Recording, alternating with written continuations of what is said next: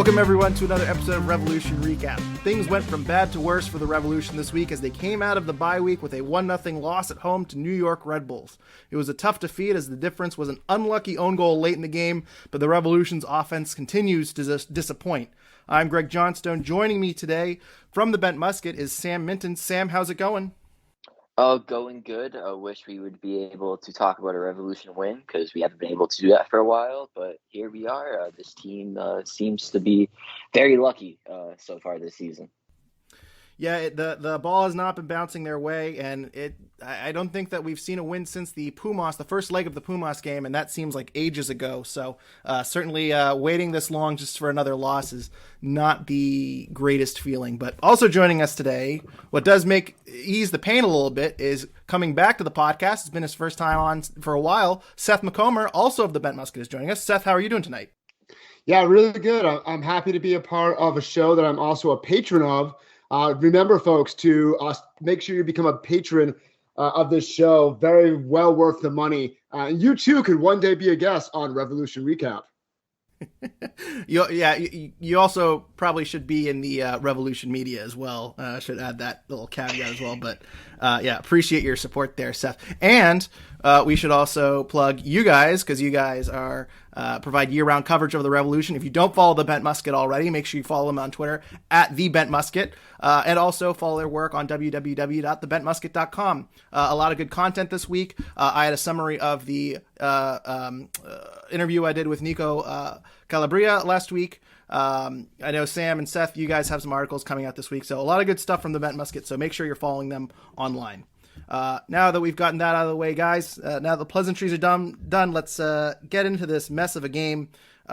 Sam, what's your key takeaway from last night's loss? I would say overall, just one of the things that stood out to me was the play of Brad Knighton. I was really impressed with how he looked in that. He made some really great saves. Obviously, he faced some pressure. Obviously, he wasn't able to get the clean sheet, but we all know that goal was definitely not his fault. But I was really impressed with how he played. Obviously, Earl Edwards Jr. got the run of games towards the start of the season. But now this seems like Knighton's chance to show maybe he can take the starting job this season. Wouldn't surprise me to see him get a run of starts as we go through these next few games. But I was really impressed with his play. Thought he made some athletic saves. Thought he had some great long balls. I know one he connected with Justin Rennick really impressed me. So I thought it was a really quality performance from Brad Knighton, especially, hadn't played that long, got his first start of 2022. So definitely liked what I see. And, with the back line getting healthy, you want to have a goalkeeper who's able to stay hot, is able to make saves, able to win games. And I thought he was quite impressive against New York Red Bulls. Yeah, I thought he did well. I thought it was about time that we saw Brad Knighton in the net.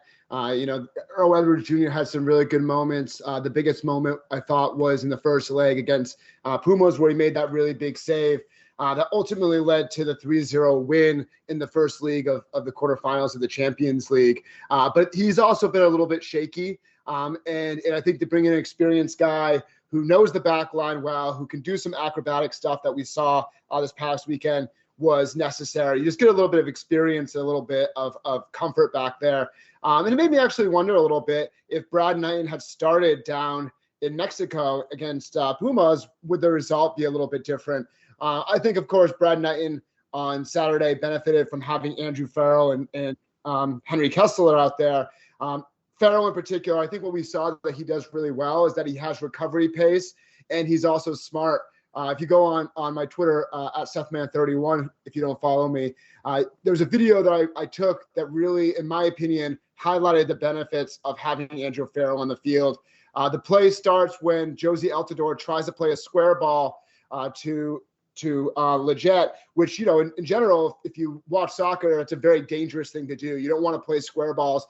And in that play, you saw exactly why, because if someone intercepts that ball, they're immediately starting to counter. And they did. And the Red Bulls played direct in that situation, and it was off to the races. But because Andrew Farrell has that pace, he's able to catch up and try to force him on the outside. And there are, in that play, you could have said that the Red Bulls player could have squared the ball and tried to make it a little bit easier on himself as opposed to going to goal himself.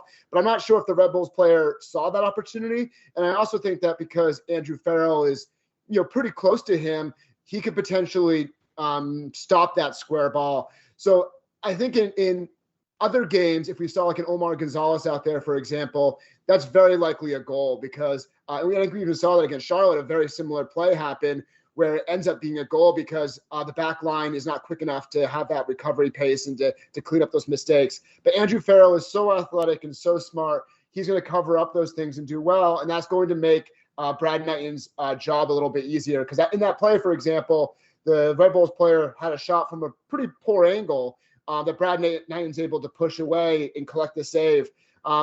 Again, Brad Knighton himself made his own saves and kind of showed very, very well. But I think it's important to recognize that he's going to benefit from having Farrell and Kessler out there, two very experienced center backs who know each other well. I was going to say one thing that I think we should highlight is how the team played with Andrew Farrell out there and without. And obviously Henry Kessler has been out too. But I think what has been lacking in that center back pairing of Omar Gonzalez and John Bell is a little bit of pace, a little bit of recovery. And Andrew Farrell does that pretty well. There are times he's beat, but he does a very good job of recovering. He does a very good job of cutting down angles, making it a little bit easier for the goalkeeper. So I think his presence was very important last night. But I know he was a part of that own goal, which we'll talk about in a little bit. But I think the center backs returning is a very, very positive sign for the Revolution, even if the result wasn't a very good positive sign. And I agree with everything you guys said about Brad Knighton. In my mind, I think Knighton is the backup, at least for the time being. Maybe he has a bad performance or two, but I think the Earl Edwards Jr. Experiment for now has taken a back seat. If you go to American Soccer Analysis and look at expected goals for goalkeepers, a lot of goals I feel like, Earl Edwards Jr. couldn't have done better on, but overall he has a positive goals to expected goals differential, which is bad. The more negative a number is, the better. And through about 400 minutes of MLS play, Earl Edwards Jr. has a .84 goal differential, so it's slightly below average, really, by this metric. He conceded 8 goals on 17 shots, so not a great, not great numbers for Earl Edwards Jr. And again, he was left out to dry for a lot of these goals, certainly, and I don't want to rag on him too much, but Brad Knighton, that was a really under-the-radar signing the Revolution made this offseason. I think Brad Knighton could have been in a competition for a starting job somewhere else if he wanted to, instead of coming back and backing up Matt Turner. But he came back on I believe on another 1-year deal. And he played well last year in his 6 or 7 games when Matt Turner was out. He made Team of the Week down in Philadelphia. And last night, seems like he didn't miss a beat. It seems like he's completely past that concussion. So Brad Knighton, I think, really a bright spot for the Revs. So Seth, I don't think we've gotten to your key takeaway. What's your key takeaway from last night? Yeah, I think last year we saw that the Revolution set a record for most 1-goal wins in an MLS season. And I think we're seeing some of those results go the opposite way this year. Last year, I think we would probably all agree that the team overperformed at times, that the roster wasn't as good as a 73-point season, what they actually achieved in that situation. And I think that Bruce Arena towards the end of the season hinted at that same idea, saying that there's times that they overperformed.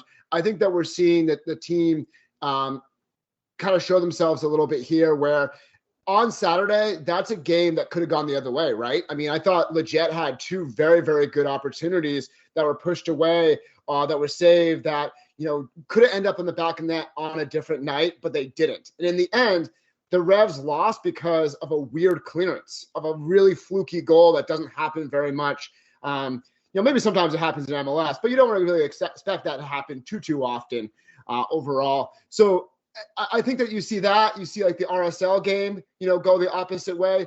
Those are oddities, in my opinion, that go maybe a different situation in 2021. So this team needs to get healthy. This team needs to get kind of some of their luck back. They need to get some of their mojo back, because I think a lot of those 1-goal results that we saw last year are now going the opposite direction, and it doesn't feel very good for the Revolution. Yeah, I would definitely have to agree, and I believe Bruce Arena even said it himself at some point last season, where he said this roster might be performing a little better than they actually are. And I believe Matt Doyle in his column that he puts out every week, he actually, touched upon that as well. So it definitely stood out. Last season you would probably see the Revs be able to somehow find a goal, whether it be Tendinitis Buchanan or Carlos Gil, Gustavo Bo, or Adam Buxa. This would be the game where they're able to find the way to win. They're able to escape with a win, but they get the 3 points, and that's all that really matters. Now we're looking at a 3-game domestic losing streak, and they're heading down to Fort Lauderdale as the 12th ranked team in the Eastern Conference. So it's definitely quite the change in a rather quick pace of time, just how far this team has come. Obviously, you have the loss of a guy like Tendinitis Buchanan, but the team has really kind of changed in that aspect where they were stealing games. Now they're not getting that same luck that they had last year. Yeah, and one other thing, too, I'll add is that it seems like last year, they had times where they missed people from international break or from injury. Carlos Gil was out with his heel injury. Matt Turner had international duty. I feel like Bo missed some time last year as well. There was a lot of moments where the team still missed players. Tendinitis Buchanan missed some games when he was off international duty. So there was no real bumps in the road when they missed 1 or 2 players. Even when the Revs were missing 1 or 2 players, it seemed like they were still able to kind of carry on and carry that momentum. Whereas now it seems like they're lagging a little bit, and they do miss Matt Turner and they do miss Gustavo Bo. And I know that really the only major loss from this team last year was, compared to last year's team, is Tendinitis Buchanan. So I think on paper, they can overcome the loss of Tendinitis Buchanan, but it feels like the injuries and the people that are missing so much, it's really hard for the Revs to miss Tendinitis Buchanan and Gustavo Bo and Matt Turner. And it feels like it's kind of building and building and building. So, and that kind of leads to my takeaway, which is that I think this depth on this team has been very disappointing so far. And I know it's, I don't want to rag on the moves that have been made this offseason. I think Sebastian Lletget has been fine. But Jozy Altidore has come in. He's on basically a max TAM deal. I know he's still working his way up to full fitness, but he's brought in to really make a difference. And I feel like Jozy Altidore didn't have a great performance yesterday. Maybe he's still trying to work his way into the squad, but I feel like this is games where you're paying for a big performance, and you're paying for him to come in and be the spark off the bench offensively. And they're really, not a lot of offense yesterday in this game. 11 total shots from the Revs, even though they had 66% ball possession. They had 0.92 expected goals, according to FootMob. They had only 5 shots on target. 4 of those were blocked. So just not a lot of amazing chances from the Revolution yesterday. And this team, I know they're missing Gustavo Bo. They only had Adam Buxa for 45 minutes. They only had Jozy Altidore for 45 minutes. But this lineup still should be producing offense at a better clip than they are, especially at home against what I consider to be an inferior opponent. So the moves that the Revs have made this offseason haven't really paid off. And even though the Revs are missing those players, even though they're missing Gustavo Bo and Matt Turner, I feel like the depth on this team should be strong enough to overcome it, and it's just not doing it this year. So, Sam, any thoughts on the depth pieces on this team not living up to their billing? Yeah, I would definitely add too when you look at the depth pieces. I think players like Wilfried Kaptoum and Arne Christensen are involved in that as well. Obviously, it takes some time to adjust to MLS. I think we all understand that. But still, Wilfried Kaptoum is someone who's getting paid quite a high salary, and he's either sitting on the bench or, coming off the bench occasionally. So definitely those moves, a lot of the international moves when it's come to Bruce Arena have definitely left a bit more to be desired. You have guys like Bootner, you have guys like Christian Mafla who come in, you kind of have some high expectations for them. You expect them to be starters week in and week out.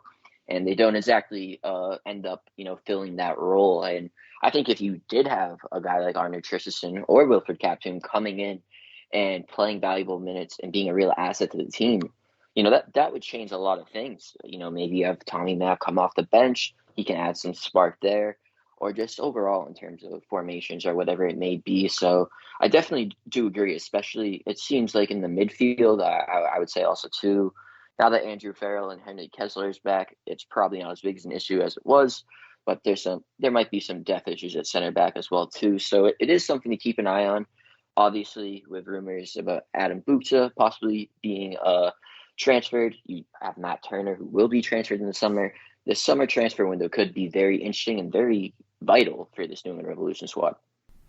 Yeah, I probably should have said the last 2 off seasons, because certainly Traustason and Kaptoum, they were expected to be maybe starters and impact players last year. You expected them to at least contribute as depth pieces this year. And yesterday off the bench, you had Adam Buksa, who, obviously came in for Djordje Petrovic. He's usually typically a starter. Boateng, who is a good depth piece, really the only reliable depth piece there is, in my opinion. Maciel kind of came in. He kind of helped stabilize the midfield a little bit. But outside of that, the rest of that bench is really not players you want to see in the game right now. And Traustason, Kaptoum, Tristan, I thought, played fine in his first few performances, but it seems like he's not really in Bruce Arena's trust tree. And there's rumors too that Traustason might be looking to move back to Sweden when his contract expires, so maybe he might be a little checked out. Who knows? But Kaptoum certainly is disappointing. And then you have De La Garza, Omar Gonzalez, Spalding on the bench yesterday too. All kind of defenders you wouldn't really put in a game where you need a goal. So Seth, any thoughts here on the depth pieces of this team and the underperformance? Yeah, I agree that my biggest issue are with Arnar Traustason and Kaptoum. Those are big name players that were supposed to come in, or big pieces that were supposed to come in. Traustason, you guys have mentioned it before, the idea that he gets a lot of cards. He puts himself in bad situations by getting early cards, and you have to sub him early on in the game. That's difficult for a coach to have to do in terms of game management. And Kaptoum's really not even sniffing the field at this point. Those are my big concerns. Jozy Altidore, I think that he's had a goal and he has an assist. And I think that those are okay numbers for someone who's coming off the bench and trying to provide some sort of a spark. Omar Gonzalez, I thought he had some okay moments when he was supposed to step in for Henry Kessler at the beginning of the year. I think that him being a starting center back week in and week out is not a good idea, especially if he's starting along John Bell. I don't think those two worked well together. But I think if he's a spot guy next to an Andrew Farrell or a Henry Kessler, then maybe he does okay in that role. But I think he's been asked to play too many minutes early in the season, in my opinion. I think that this team was built with the idea of trying to win CCL. You have, Turner staying for the first half of the season. Maybe they're thinking about, let's get some points in order to put ourselves in a good position for the second half of the season in terms of league play. But in my opinion, they do that because they want to win CCL. And if you want to win CCL, you maybe bring in some of those experienced guys to give you some spot starts. But as opposed to, giving you those spot starts, all of a sudden they're playing major minutes. Like Altidore is starting this past game because, the two strikers are out. Omar is starting in the Champions League because Andrew Farrell and Kessler are out. Those are very high profile moments for those guys to step in. And I'm not sure they're really ready they're really brought in to play those types of role. So I think it's a little bit difficult for those individuals because of how many injuries happened at the same time. So you're really involving those players much more. I also agree with Sam, where I think that summer transfer window is going to be really important to see what happens and who this team brings in, because you need something. I think that Tommy McNamara has started every league game this year, and he's a fine player. He's a skilled player. He fits a role. He can do some good things on the field, but he's not as dynamic as a player that you need on that field as part of that midfield diamond. So I'd like to see someone come in there. Maybe bring in another attacker that you can trust off the bench. So I think that there's improvements to be made, and it's going to be pretty important to see what this team does in the summer transfer window.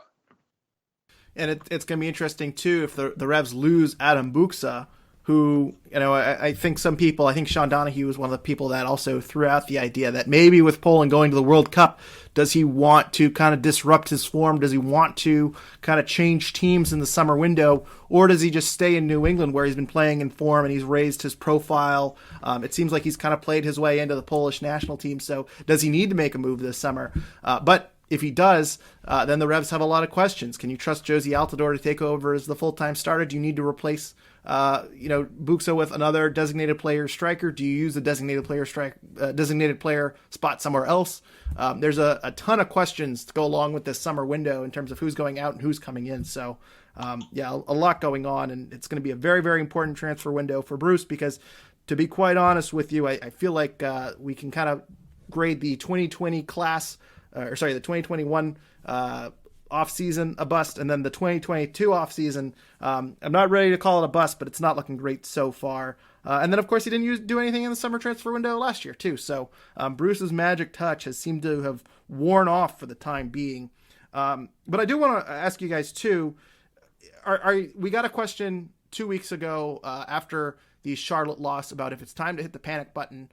I'm not hitting the panic button, but I'm kind of keeping an eye on where it is. I still think it's really early in the season. We're 5 games into the MLS season. Sam, where are you with the panic button? Where are you on the panic meter on a scale of 1 to 10? Because right now, coming into the season, I thought these guys were MLS Cup, maybe not favorites, but they were certainly contenders. Right now, I'm backing off a little bit. I'm still expecting a high playoff spot, but these guys don't seem to be the juggernaut that I thought they were. What are your thoughts, Sam, and how much are you taking away from these first 5 games? Yeah, I mean, you obviously there is some stuff to take away from me. I have that hand kind of hovering. If putting a number to it, probably around a 4 or 5. But I do think, obviously, you just got Henry Kessler and Andrew Farrell back. It was their first game. They were able to play for a significant amount of time, but I think you still have to see them get acclimated and continue to gain fitness after dealing with those injuries. But there are some concerning signs, whether it be how the back line performed. I thought they looked a lot better against the Red Bulls, but obviously, now it's on the other hand where you were struggling with the back line with guys like Andrew Farrell and Henry Kessler out. Now that they're back, you're struggling to score goals in the sense that Sebastian Lletget was able to get some good chances. We saw DeJuan Jones take some shots as well too, but you're just not finishing. You're just not making that final play, or you're just not being able to get the ball in the net, like as simple as that, because there was definitely some times in that New York Red Bulls game where New England was putting a lot of pressure on New York, but they were just unable to get that goal. And I think that's really important. I think that's definitely something that can just easily change. Having a player like Gustavo Boa too, that's a big factor. But there's reason to be worried, especially when you're 12th in the Eastern Conference. Obviously, there's high expectations with this team after last year, and really MLS Cup getting to a final is something that this team should be doing. You still have the talent. And I think if you were to have a disappointing season, if the ship isn't able to be righted, which it definitely can be, but God forbid it isn't righted, fans would be really disappointed. So I think it's something to keep an eye on. But like Bruce always says, it is very early in the season. There's lots of soccer to be played, and it's more about how you finish compared to how you start. So don't panic just yet, but keep that panic button a little close by. Mm-hmm. Definitely troubleshoot it in case you need to break the glass in the next month or two. Seth, where are you on the panic scale between 1 to 10? Yeah, I'm not there yet. I'm a 2 or a 3. And the reason why is because this is Bruce Arena, and I think that we have to trust Bruce, right? I mean, when he took over for the Revolution after Brad Friedel was fired in 2019, the Revs had only won twice in their first 12 games, and everyone's thinking Bruce Arena's washed up. This team is not good enough. The roster's not good enough. It's going to take a while for them to put everything together. And Bruce Arena gets them to the playoffs, right? Last year we were sitting there saying like, oh, Bruce Arena can't put his strikers together. Gustavo Bo is sometimes starting, but Adam Buxa is sometimes starting. And they switch to a diamond and they start making a run throughout the year, and they end up putting together some very, very solid results.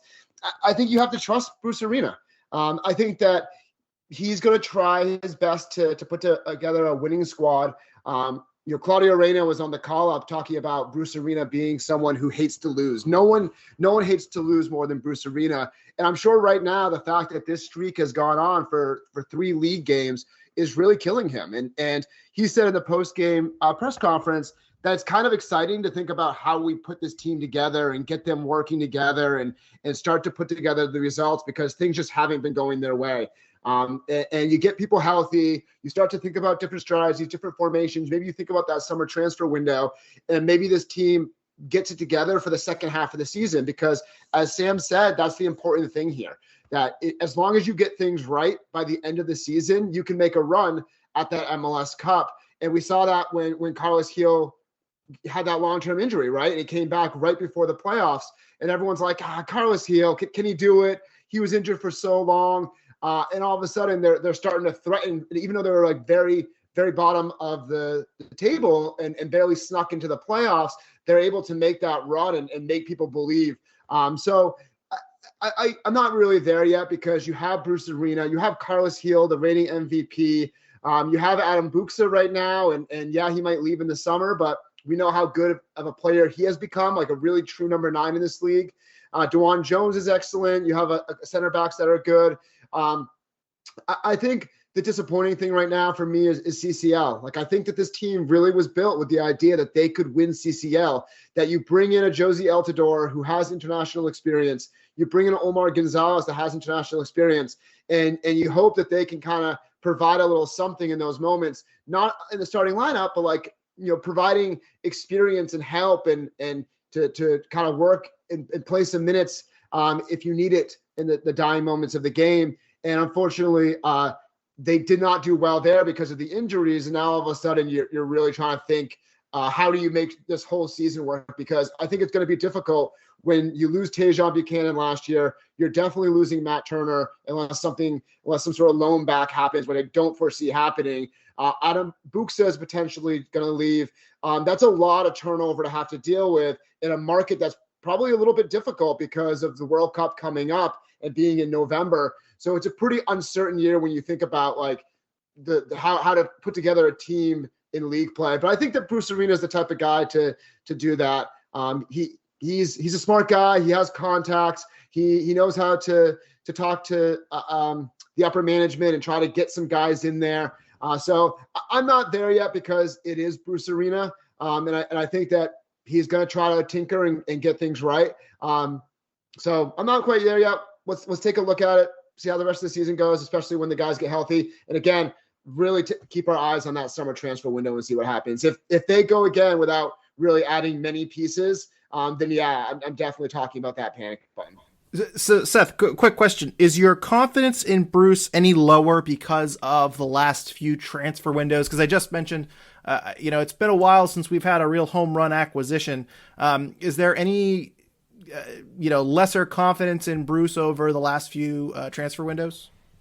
Yeah, I think that's where like Bruce, the GM, is making life a little bit hard for Bruce, the coach, potentially. And I'm not sure if that's the scouting that's happening. Remember, because of COVID, at one point it was more difficult to go out there and scout players, or if it's, if it's him not maybe able to identify the right pieces, if he's finding guys, but he's not able to get the deals over the end line. I'm not sure exactly where it is because we're not privy to those things. But yeah, like I said, if the summer transfer window comes up, and they aren't bringing in a big player who's knocks it out of the park, and maybe even like a well-known player as opposed to, Bo and Buksa, who really weren't established players. Maybe this is someone who actually is a big name player who comes in and does well. I'm not saying I know anything at all. Then I become, concerned if we go and have a quiet offseason, summer transfer window again. I think the other thing to look at is that Bruce Arena signed an extension before this season. And remember, last year, there was rumors that he might retire if the Revs won MLS Cup. So does him signing an extension kind of recognize that this might be a difficult year? Or is he just saying, hey, I found that passion again. Like, I love to coach. I want to be here as long as possible. Maybe that contract allows him to step aside anytime he feels like it's ready. But it's more comfortable to coach when you have a contract there and you're getting paid the money. I just think that this year was probably always going to be difficult because you lost Tjordje Buchanan, who was a game breaker, and he himself didn't have a large salary. And Matt Turner is also an elite player that's going to be hard to replace. You could definitely say they should have been preparing a little bit ahead of time and started bringing in pieces to see what happens. I think that's a fair criticism, but I just think that this season was always going to be a little bit difficult because of the amount of players that you were going to be losing. So yeah, you kind of hit on something which is why my concern meter, if I was to kind of give it a number, I'd probably put it around 6. And that's because I assumed the first half of the season, the Revs would really kind of take charge. And I know that they're losing Matt Turner in the summer, and I'm worried what the team will look like when that's over. And we talked about how Brad Knighton looked good today. We don't know if they're going to bring in another keeper. There are ways to kind of replace Matt Turner, but you are losing the best goalkeeper in MLS. Arguably, I guess, but in my opinion, he's the best goalkeeper in MLS. You're losing a national team keeper. So in my mind, I assumed the Revs would want to really get out to a good lead and kind of establish their footing up in the standings, and it's gone the opposite way. So, I'm not panicked in the sense that I'm worried the Revs will miss the playoffs, but I'm worried the Revs might end up with a 4 or 5 seed over fluke plays and, really just not generating offense. I feel like even if you're missing Bo, and even if you don't have Tajon Buchanan, a lineup with Josie Altidore, Carlos Heel, and Sebastian Lletget should figure it out. And I know they were slowed down. I know the Red Bulls kind of had some cheap tactics there with their fouls, but last night's performance coming out of a bye week really was disheartening to me. So, I'm a little more concerned than you guys, but it is early in the season. We should give Bruce time to figure it out. The Revs started last year with a 2-2 draw in Chicago, which was a pretty bad result, all things considered. So, there certainly is time to be given here. It is only 5 games through the season, but it'll be interesting. We talked about the good. We talked about the bad. I want to kind of really just touch up on the ugly, because I don't know if there's a ton to say, but we should touch on that own goal. Red Bulls send in a cross late in the game from the right side. Andrew Farrell goes to clear, kicks it right off of Matt Polster, and the ball directs, ping-pongs right off into the goal. Seth, is there any blame on that play, or is that just a fluky play that really there's nothing you can do about it? Yeah, it feels pretty fluky. I mean, I think you could say Andrew Farrell, maybe he does a little bit better with it, but I mean, I don't know if he expects Matt Polster to be right there. And in my opinion, it's completely fluky.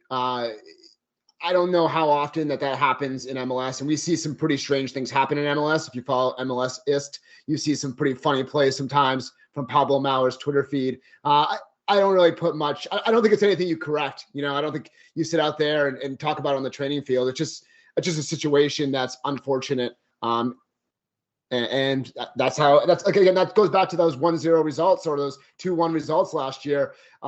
That's a fluky loss as opposed to a win that could have happened if you put another one of those good chances in the back of the net. It just goes the wrong way for the Revs, and that's unfortunate when they really needed a win to break the slump.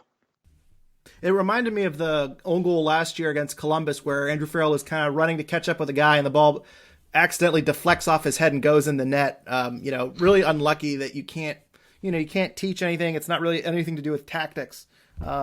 Really, really unlucky. And the Revs, I don't think I think Bruce Arena said it best. He said, I don't think we necessarily deserve to win, but I don't think we deserve to lose. And it's a real shame that they ended up losing on that own goal. It's a tough result to take. And as I say, I think a lot of people will look back on the own goal as the highlight on that game, but I think a lot more of the blame goes to the offensive side of the ball and the inability to generate chances. So, before we get to some listener questions, though, I want to take a minute and talk to you about our sponsor, Golasso Kits. Golasso Kits' mission is to bring unique vintage jerseys to your home with a catalog of jerseys, jackets, scarves, and more from clubs and national teams from over 80 countries in the world. They have a lot of United States men's national team merch, so ahead of the World Cup later this fall, make sure you go check out Golasso Kits and get something new and fresh ahead of the World Cup this fall. And if you want to support Adam Buksa, there's some Poland stuff up there too. If you want to support Tajon Buchanan, go get some Canada merch too. And if you're kind of weird and you want to root for Mexico for whatever reason, I don't know, there's no judgment here, but they have a ton of Mexico stuff as well. Any country that's in the World Cup, they have it. So make sure you go check out their merch at GolassoKits.com for their full selection, and make sure you're following them on Twitter at GolassoKits and on Instagram, GolassoKits, same handle at GolassoKits, for updates on their new inventory. There's new updates every single week for their inventory, so make sure you are following them so you get the updates and you can be the first in line to buy their merch. And when you find something you like, please use promo code RevsRecap to save 15% off your order. That is promo code RevsRecap at GolassoKits.com for 15% off your order. Links and codes are in the show note. Guys, want to head over to some listener questions? Let's do it. Yes, please. All right. Well, hey, let's start where I feel like this is something that at least Bruce Arena hits on every loss. Refereeing. Traeger wants to say, please discuss refereeing the league. It's not just one game or one ref. This is a problem with pro referees as a whole. No league will ever be considered a top league without proper officiating that doesn't distract from the intended product on the field. Last night's referee got a lot of heat. The Red Bulls did get a red card eventually. I believe it was Frankie Amaya got a red card, and the Revs still didn't capitalize up a man late in the game. But a lot of criticism in terms of inconsistent calls. Bruce Arena wasn't happy with them. Sam, what were your thoughts on the refereeing last night? And is this a widespread problem in MLS? I mean, I'm not ready to say that there's some massive, humongous problem in that sense. I won't go that far, but I will say that it's not even just the Bruce Arena. I was lucky enough, sister site of ours, Once Upon a Metro, their managing editor, Ben Cork, was down in the press box to cover the game. And he was actually talking to me just about how direct Struber, the head coach of New York Red Bulls, is when it comes to criticizing referees. He's gone as far as to say it's a league-wide problem. It's a major issue. And yet he doesn't get fined. And then we've obviously seen Bruce get fined. But it was definitely just, it seemed like the ref, obviously the main thing you ask of a referee is to be very consistent. Just call the game consistently. Might not agree with a call, but if you call it consistently, at least there's that. That definitely wasn't the case in this game. There was many calls, whether it be ticky-tacky calls getting called or people getting drilled into boards and somehow getting a talking to, and that's it. So it definitely wasn't the best officiated game. I will say that the second yellow that Adam Buksa did get was probably well-deserved. You can see that he kind of, kicks out and, connects with the Red Bulls player. So I wouldn't exactly say that was a bad call, but overall, when you look at the game, it wasn't refereed well. The game kind of lost control in a sense, and if you're not being consistent, and as a referee, you're also kind of losing control of the game, you're not exactly doing your job correctly. But I won't say it's a widespread issue. There's definitely some referees who are very capable of doing their jobs, but Saturday night was not a good performance from the referee.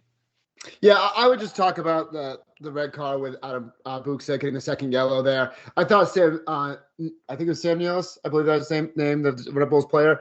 But I thought that he deserved a card as well. He seemed to swing his elbow back, and he's not looking at Adam Buksa, but I think that when you have your elbow cocked and you put it that way, you're obviously aiming for someone's head. So I thought that, a moment like that leads to Buksa kicking out, which it doesn't excuse his action. He still deserves a yellow card in that moment. I think that there's a level of consistency there. Like if you're going to call one person for violent conduct, you have to call the other one, whether you give that player a red card or you just give him a yellow card.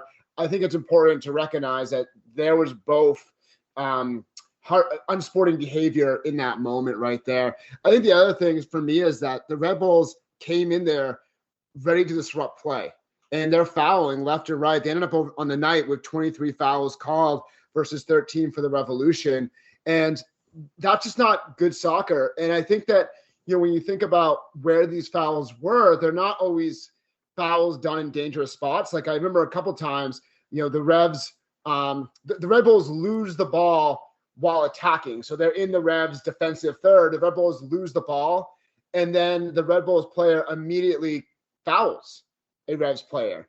So that's not a really egregious foul because it's happening so deep in the Revolution's play. So they're not really even beginning the attacking phase that much. But it's still one that's disrupting play. It's allowing the Red Bulls to get back.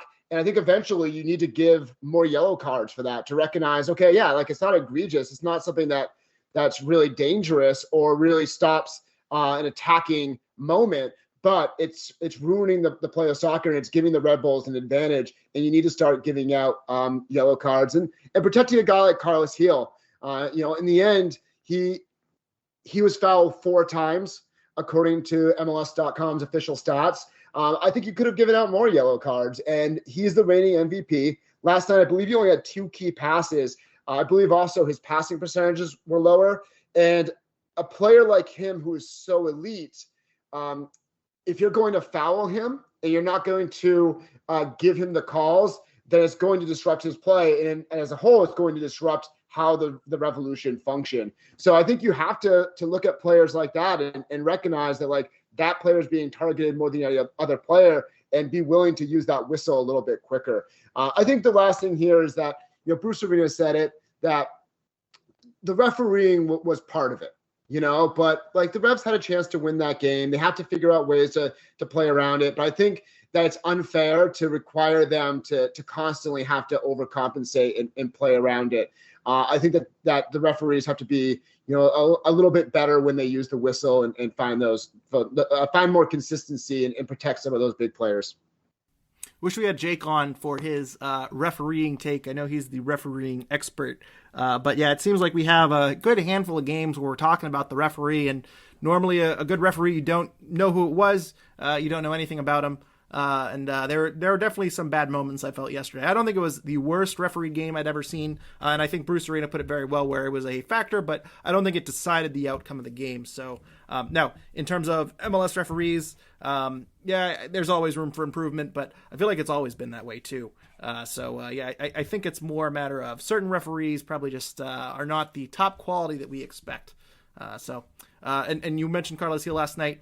He did have 2 key passes, which is very, very low for him. He had 1 shot. I don't believe it was on target either.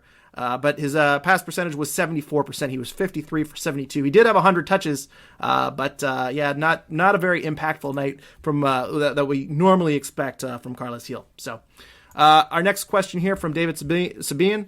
He says, are the Revs as bad as their record indicates? If not, when is a good time to judge? I believe we kind of touched on this already, saying that a lot of their luck is going the wrong way. So I think we kind of all agree that their record is not as bad as it indicates. But he also says if the Revs are going to get worse, is this a team in danger of not making the playoffs? Expectations should be lowered, right? So I'll kind of do a 2-part question here. And Sam, I'll go to you first. When is a good time to judge if the Revs are a bad team? And are your expectations lowered? And do you think this team is in danger of not making the playoffs? Yeah, I'll actually start with the second part of your question. I think playoffs should definitely still be something that is the goal. I would say even higher, really.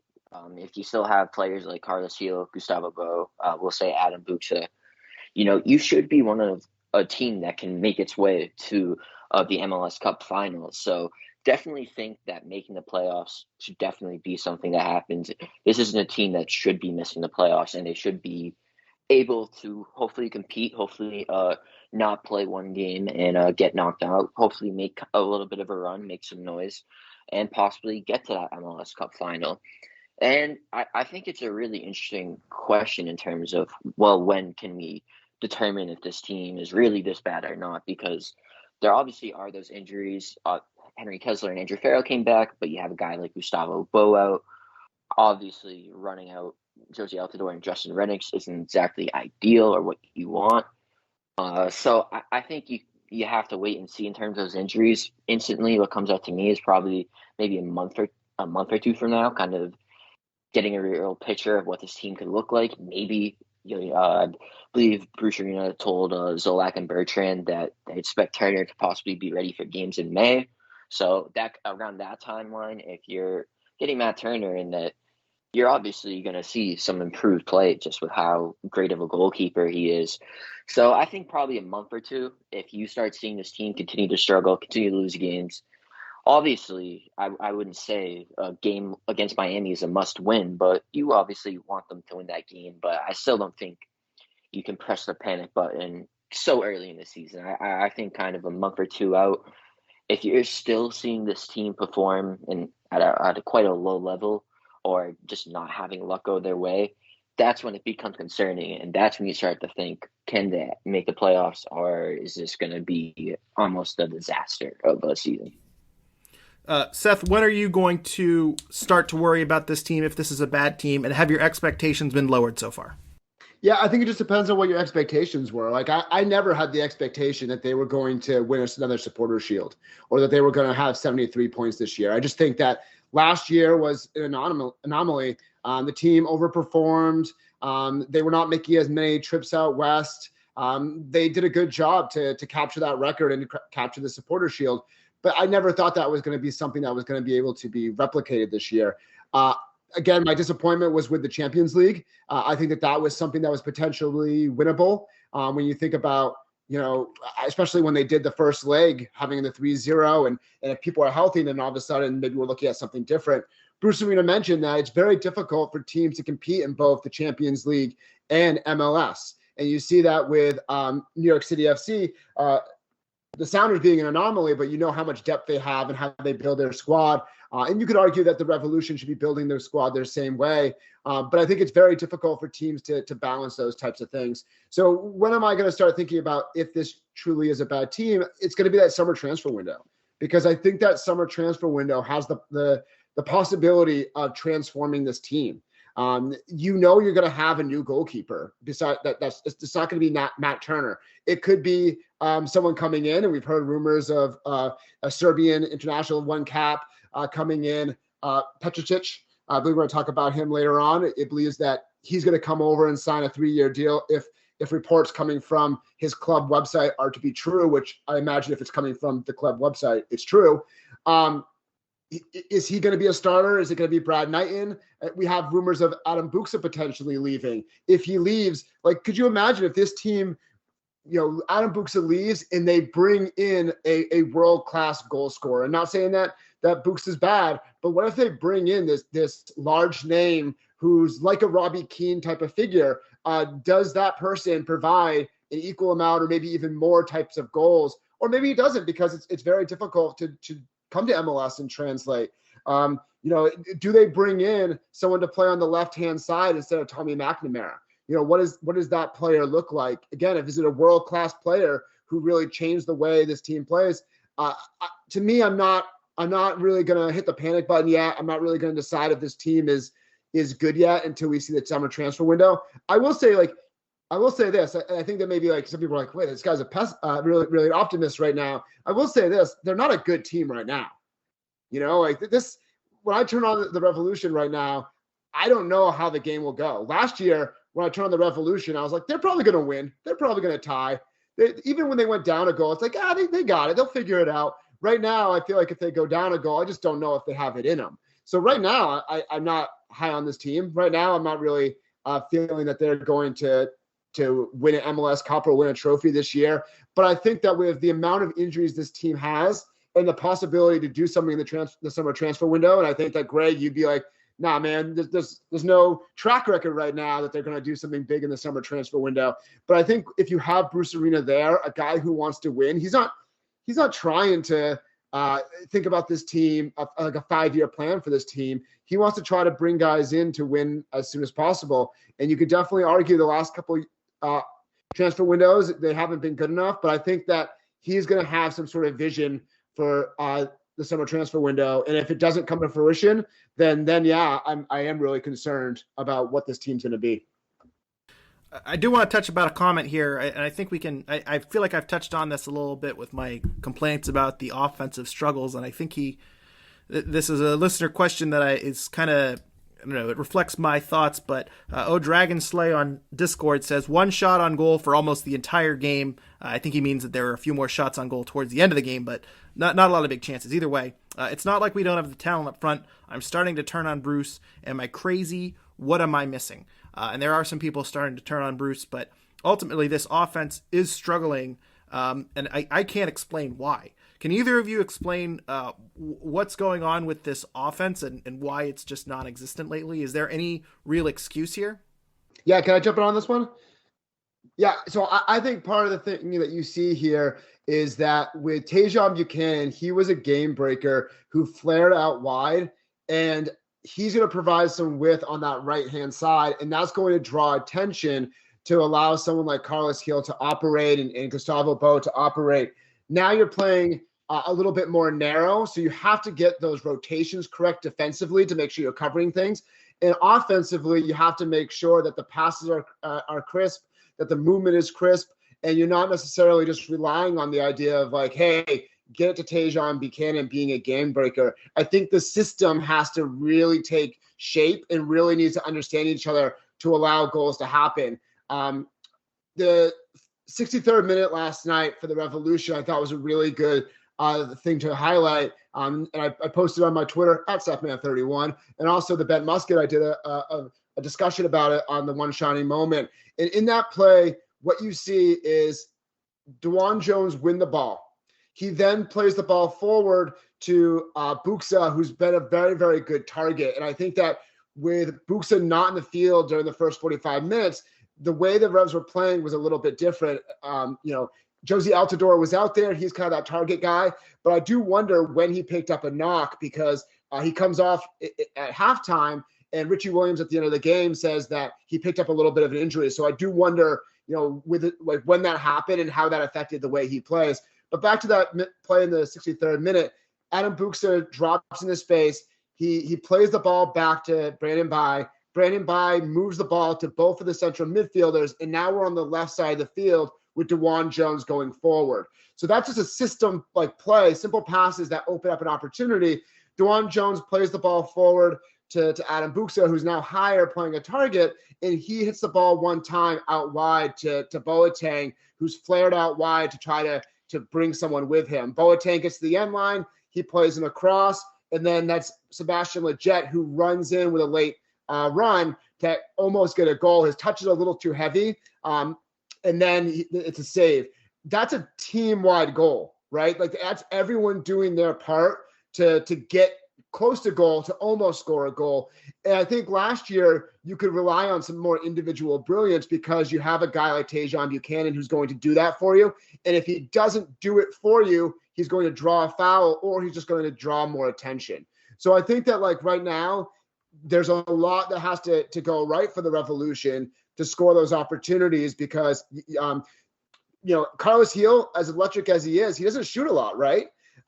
Gustavo Bo shoots a ton, but he hasn't found the back of the net yet this year, and he's injured right now. Books is very good, but he relies on service. So that requires Jones, or requires Bye to get up there, or, of course, Carlos Gil. So, and Lletget's very good as well, but, like, he's the type of guy who, like, floats in the spaces. He's not beating 3 or 4 guys and then putting the ball in the back of the net. So I think right now it's a system that requires a lot of guys to do the right things in order for goals to happen. And I think that you need time to get that system in place. And when you have a weird preseason, when you have a ton of injuries, it's hard to kind of build that. You see that early in the season, DeJuan Jones, in my opinion, was very, very good and one of the best attacking players for the Revs, because he's bombing up the field. He's doing all the things that you want to do. But your left back can't necessarily be the guy who's always doing that. Like, that's eventually something that opponents can take advantage of, because they can, like, find him. They can realize that he's going up. So you're going to play balls into space behind him and try to capitalize that way.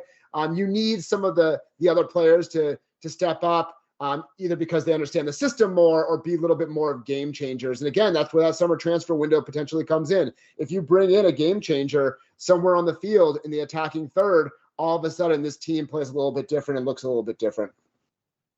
I just sent you both our next question here. That was a very good answer, Seth, and better than I could ever put it. But while we're on the topic of tactics, we got a question from Patrick Delaney that I just sent you guys over Twitter. But he mentions that consistently our fullbacks are wide open on the opposite side, and a nice diagonal would put them into acres of space. And then he also sends a chart showing the average position of where the wingbacks are. And yesterday, with Brandon Bye was typically on the attacking side of the field. He was higher up than certainly Matt Polster. He was higher up slightly than Tommy McNamara. He's almost on level with Carlos Gil.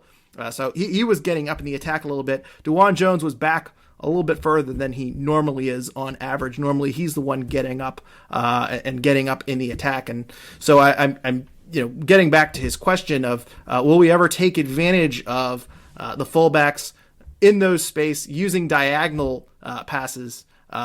Seth, what are your thoughts on kind of that tactic of using more diagonal balls and relying on Brandon Bye and DeJuan Jones pushing up even further and using their ability to get wide and get up into space?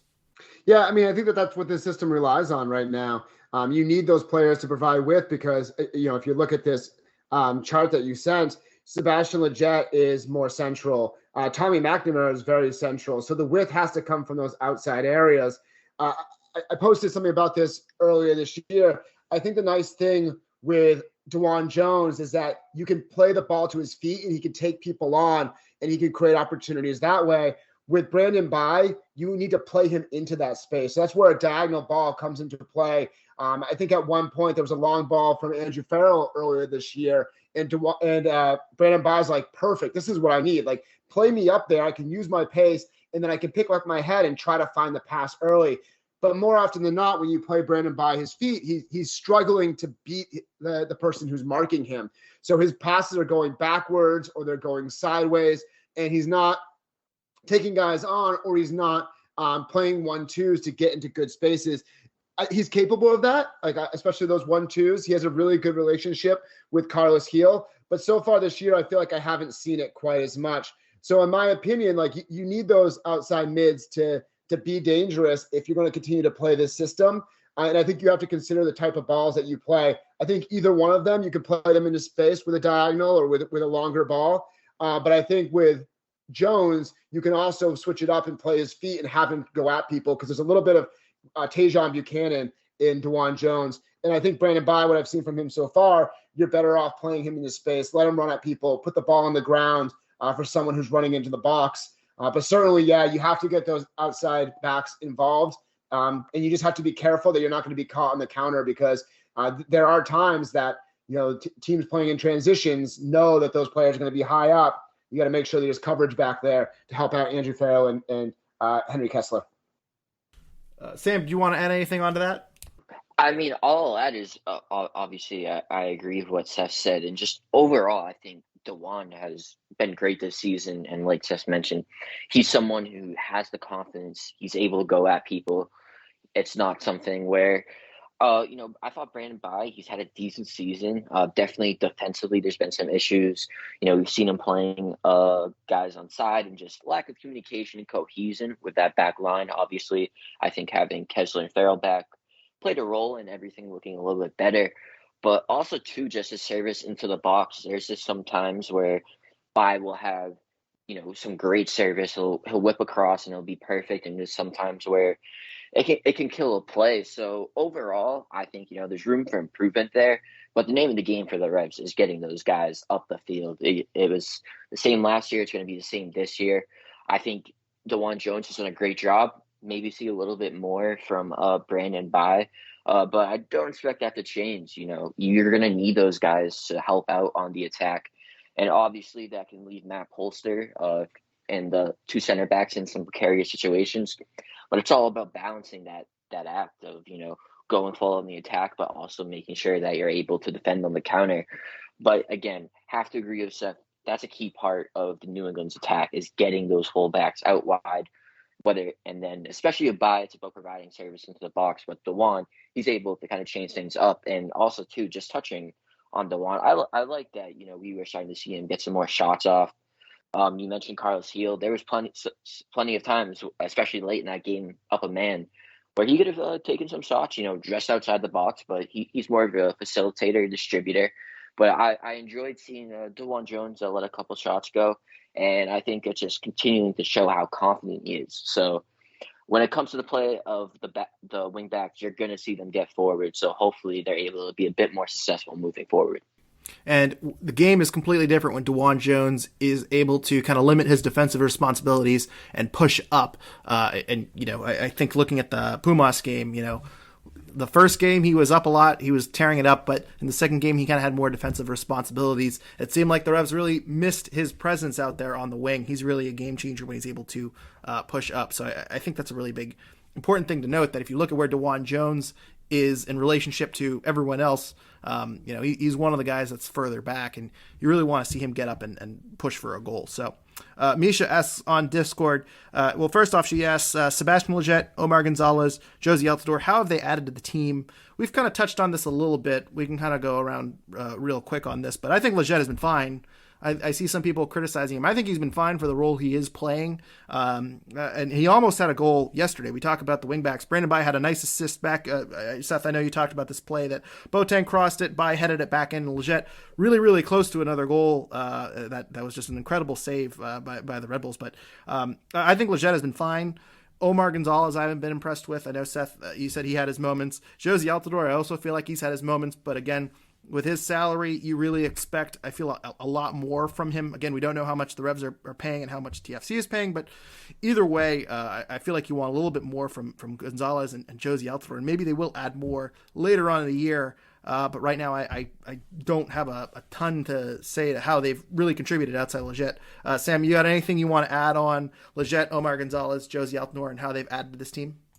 Yeah, I would say just overall, if I had to rank them, it's obviously Lletget, Altidore, Gonzalez. Obviously, I don't know if New England expected to run him out as much as they did to start the season, but he just did not look that great as a center back. Maybe playing with John Bell affected that a little bit, but just overall wasn't impressed by him. I think Djordje Petrovic has shown some promising moments. I think he wants some more, but again, he was able to get a goal, was able to get an assist, and he just seems to be fitting in with the team well. So he's looked good so far. And then obviously, I've been pretty impressed with what we've seen from Sebastian Lletget. Don't think he's done anything to exactly gain any criticism. You'd love for him to score those 2 chances that he was able to get against New York Red Bulls, but I think he's been a great addition, and obviously out of those 3 has been the best so far. Yeah, just Lletget, I think the only thing, offensively been good, works well with Carlos Gil. I think defensively we've seen that he's, there's moments where he could be a little bit stronger, but that's just me, offering criticism. Josie Altidore, my big concern with him is, can he be healthy and be a consistent player? I was listening to Extra Time Radio Thursday, and Andrew Wiebe, the narrative guy, talks about, hey, there's a potential that Josie Altidore stays healthy and plays in the World Cup, and then days later he comes off at halftime, and it's a story of Josie. So I think what makes it hard is, like you said, we don't know how much they're paying for him. We don't know how much TAM the Revs had to use. I think that if there was a potential to bring in a different player, then I would have brought in a different player over Josie. But if for some reason that was the best choice, and we don't privy to those conversations, then we've seen some okay things from Josie. His mind seems pretty good. He's been a good person in the locker room. He's had that goal and assist. So if he can stay healthy, I can see him being okay. And Omar, I thought he looked pretty poor when he was playing alongside John Bell. But I thought, like, when he was asked to come in and play next to Andrew Farrell, he at least was doing some things and kind of showing why he was brought in. But again, how much is his salary? Is there another option out there? And if there's another option out there, then you potentially go with that other option. So I don't want you to think that I'm a complete optimist on all these players. I just think that some of them have been put into hard situations. And I think that, again, by mid-season, I think I'll be ready to paint a picture more about how these players have done, because if Josie's injured, for a few weeks, it's not good. But if he gets back on the field and he gets another couple goals, if he ends up with 7 goals and those are some game-winning goals, or those are some game-tying goals, then it's okay. Then he's a good player. If Omar comes in a few more times and relieves Henry Kessler or Andrew Farrell and helps them secure a point, or comes in late in games like we used to see with Michael Mancienne and just is the guy who wins headers, then okay, then he's an okay player. But I think that totally at this point, Lletget seems good. Josie hopefully stays healthy, and Omar hasn't really shown that he's going to be a starter or a frequent contributor to this team. Yeah, and again, I want to reiterate something I said when the Josie Altidore signing happened. Good player. That's a guy that you're really blessed to have as your third striker, a super sub coming off the bench. But it's probably a bad contract. You look at how much he's getting paid; he's probably not worth that. And again, we don't know what the Revs are paying and what they're not paying. But even if they're paying him $500,000, that's a real luxury player, and it's very possible you're not going to get your money's worth. But your team is certainly a lot stronger having Josie Altidore there instead of Edward Kizza, for example. So. I think that's really kind of turning out to be the case. Misha also says, and I'm going to limit this to 30 seconds just so we can kind of move along, but something else needs to change. What, in your opinion, is the most dire need? Seth, right now for the Revolution, what is their most dire need to turn things around? I think that if I could add one thing to this team, it would be a left midfielder, a dynamic left midfielder to play opposite of Lletget, and maybe that guy is able to flare out a little bit and provide some of those good things that Tajon Buchanan used to provide on the right-hand side. Teal Forever says on Twitter, didn't see the match but saw Bruce's comments that Major League Soccer teams, with the exception of Seattle, can't compete in Champions League and MLS regular season. For context, Bruce basically said that, it's the beginning of the season, MLS teams aren't really built to play in both competitions, and usually they got off to a slow start. And he referred to, you look at New York City FC, they're in a similar position as the Revolution right now. So Teal Forever's question is, what is preventing most Major League Soccer teams from doing this, and or what is allowing Seattle to perform well in both competitions? Seth, I'll start with you. Why is this? Why are MLS teams struggling to perform in both? Or what is the magic formula that Seattle has found? Yeah, I think it's just a lot of games early in the season that maybe guys are still working their way up to fitness. Maybe guys are still finding chemistry. And I think that when you look at certain rosters, they're just not as deep as Mexican rosters, where Mexican teams, their top 11 can go against MLS top 11, and it can be a very, very good game. But all of a sudden, when you go deeper in the roster, it becomes difficult to pull guys in that are ready to play. And so all of a sudden, when you're asking teams to play, Wednesday to Saturday to Wednesday to Saturday, you have to have roster rotations. For the Revolution, okay, so you have Adam Buxa and you have Bo, but behind them you have Altidore, who's not necessarily coming off a good season, and then you go to Kizza and Renix. And Renix and Kizza, they don't produce a lot of numbers at this point. They don't play a lot of games. So when you ask them to play, they can give you energy. They can, work hard and do some okay stuff, but they're not the experienced guys that are on the roster. Same thing with the back line. You got Andrew Farrell and you got Kessler, who are very, very good. If you replace one of them with Omar or John Bell, okay, we can kind of make it work. But all of a sudden, if you replace both of them, it's a much different story. And all of a sudden, the team plays a little bit different. So it's hard to balance and try to win both games because the roster depth just isn't there. And I think that Seattle has built that and has brought some guys in that are able to do that. I think that they just have that going for them as opposed to some other teams who have to, really focus more on their starting 11. I would just say, the key for Seattle is just the amount of depth that they're able to have. They've done a great job of building their roster. So that would be the main thing for them. And obviously, CONCACAF Champions League is very difficult, no matter who it is, but especially for MLS clubs just starting their season. So it's going to be interesting to see how it plays out. Maybe Seattle is able to break the curse. They've done a great job constructing that roster, but I think Bruce makes valid points, and also too, shameless plug, there will be an article on that. Those comments coming out on Monday, so make sure to check that out. Teaser, thebuntmusket.com, and follow them at thebuntmusket on Twitter. Real quick on the rest of these listener questions, I'll run through these real quick because these are basically troll questions. But Cam on Discord says, are the Revs officially a finished Mickey Mouse Club? And we have covered the Revs are far from finished. There's still a lot of season to go. So the Revolution are not a finished Mickey Mouse Club. They're a Mickey Mouse Club that is alive and well. And What Now really also asks us advice for addressing all the nausea.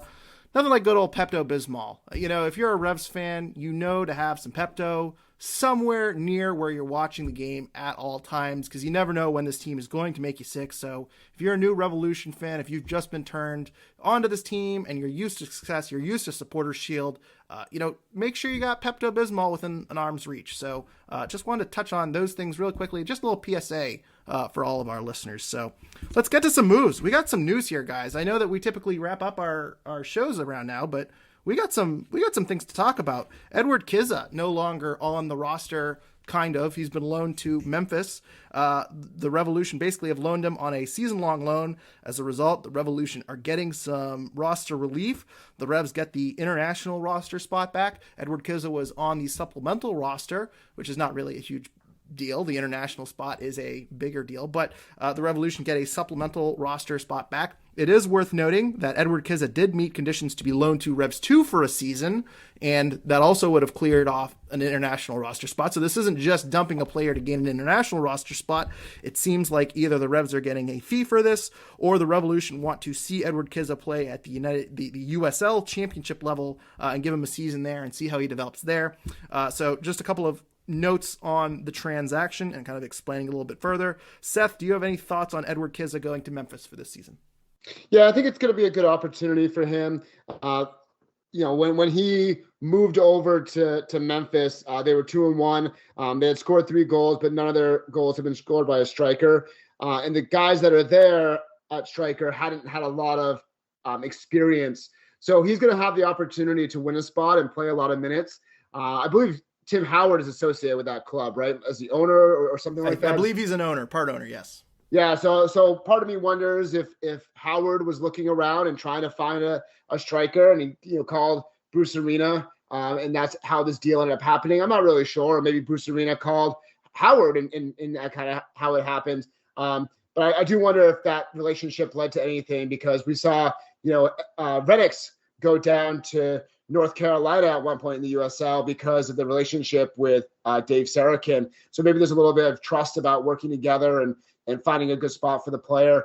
More than anything else, I think that this is part of the reason why I have some faith in Bruce Arena, is because he has shown that he's willing to move pieces around if it doesn't really help out the roster. I mean, we saw him move on from Boutner. We saw him move on from Mafla.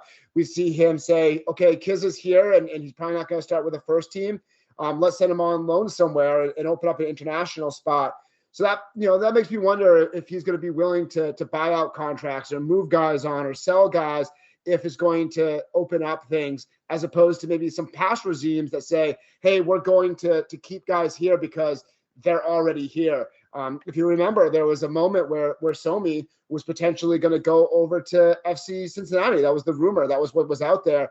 And Somi, who was not starting for the Revolution, didn't go, even though it was a decent opportunity to move on from that player. They ended up keeping him. And I think that Bruce Arena is someone who says, I'll keep guys, but eventually I'll move those guys on if it's good for the team, if it's good for if it's good for the player as well. So, you look at some of these contracts with Omar Gonzalez and Josie Altidore and Arnar and Wilfred Captoon. And I wonder if Bruce also is thinking about, like, if at the end of this year these aren't working out, are there ways out of these contracts or things that can be done to get out of them? So I think that's something that doesn't relate to Kizza as much, but it does give me confidence that he's always thinking about roster construction and how things can go. And he's not necessarily always locking himself into all of these contracts. I want to quickly follow up on you there. I mean, there's 2 ways I can view this Kizza transaction. Either they've seen Kizza at USL League 1 and they feel like maybe he's past Revs 2, but he doesn't have a role with the senior team, and they kind of want to see where he plays kind of in a middle ground and see if they want to keep him going forward. Or the other route you can take is a little more pessimistic, where, this guy isn't working out. We don't want him to block a younger player on Revs 2. Let's just send him away to Memphis. And again, maybe they're getting a loan fee. Maybe the Revs are financially benefiting from this transaction, which, we don't know that. So, keep that in mind. But in my mind, this is either move him off the roster and make sure he's not clogging up a spot, or they want to value him at a higher level. Seth, where on the scale do you think this one lands? Or is it a little from column A and a little from column B? Yeah, it's a tough question. And I purposely kind of avoided that question because I wasn't really sure how to answer it, because I don't know. I don't know what the details are. I think that you laid it out very well. Like, if he stays in Foxborough, then he's going to have more contact with the first team. He's going to obviously have minutes with the second team. He's going to be more available if you want to call him up. I think that if you send him to Memphis, you're saying, like, you go over there, you go see what you can do, and let him kind of develop on his own a little bit more under the tutelage of the coach that's there. And it's a little bit more separated than playing with the Revs too. I'm not sure if that means that they're just moving on from him. They're no longer happy with what he can offer, or if they're more saying like, you go perform at this level and see what you can do, and from there we could potentially bring you back at the end of the year.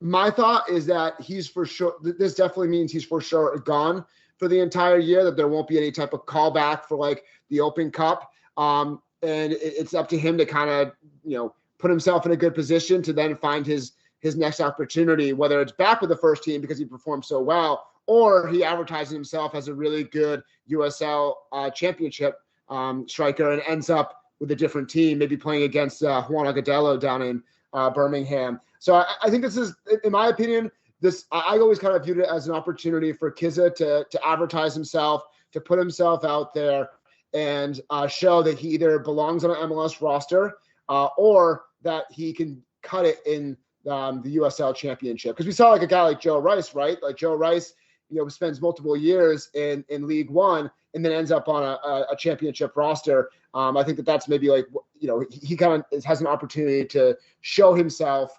and possibly try to vie for his next contract, whether it's MLS or elsewhere.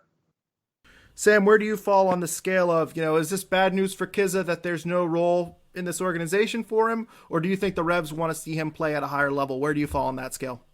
Yeah, I would say similar to Seth, it's kind of a balancing act. But I think, the fact that when Bruce Arena drafted Edward Kizza, he was quite high on him and expectations were set quite high. So I think there still is a chance that he has a role in this team. Obviously, he was also coming off a season where he sat out. So obviously missing an entire season, even if it is just college soccer, is quite important. So it's an interesting situation. But I do think it is kind of great news for Justin Rennick, because obviously Bruce has trusted Rennick in some important times, giving him some minutes in the playoff games and what it may have you. He got his first start in the last game against the Red Bulls. It was his first start since 2019.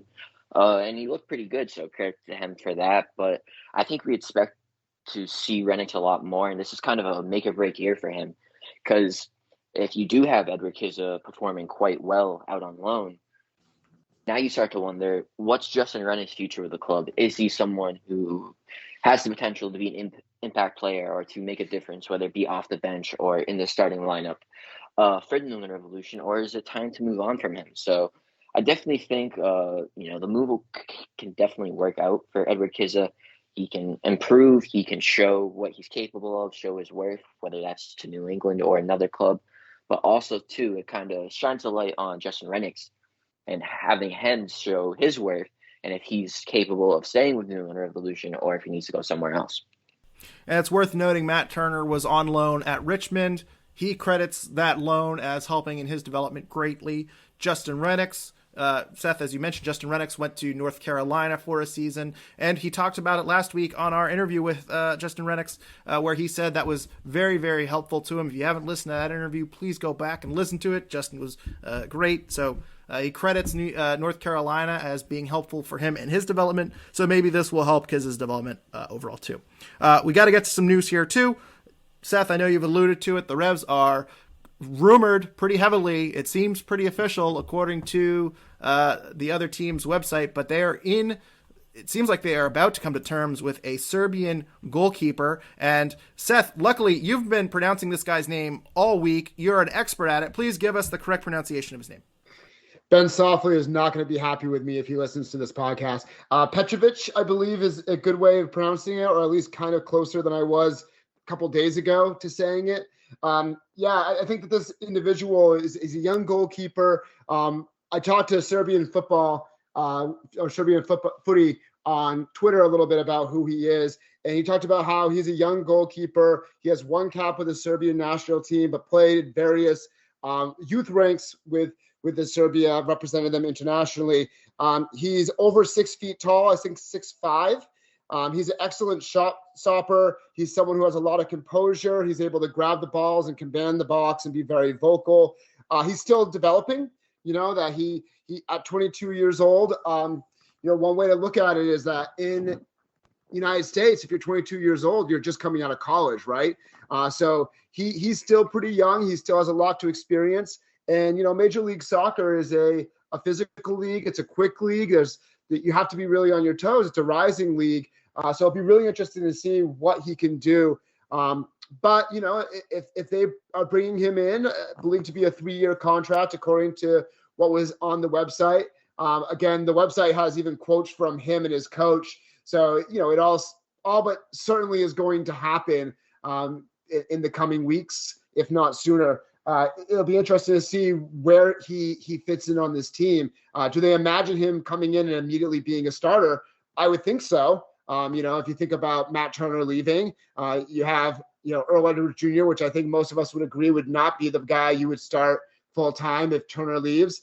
Brad Knighton was good last night, and he has the experience. So maybe you give him the second half of the season to really shine and give him more opportunity as a starter, while someone like Petrovic kind of gets up to speed and starts to figure out MLS. Or maybe even, Jackson, who played okay down at Revs 2 today, making some big saves and also making, a little bit of mistakes down there, still developing as a goalkeeper, but maybe a full year of him allows him to develop and be ready in the spot. So Petrovic, I think, is someone who is I would imagine starts for the second half of the season, but at 22 years old, that's a pretty big role to step into. So maybe Brad Knighton fills that role while Petrovic kind of gets up to speed. Yeah, Petrovic,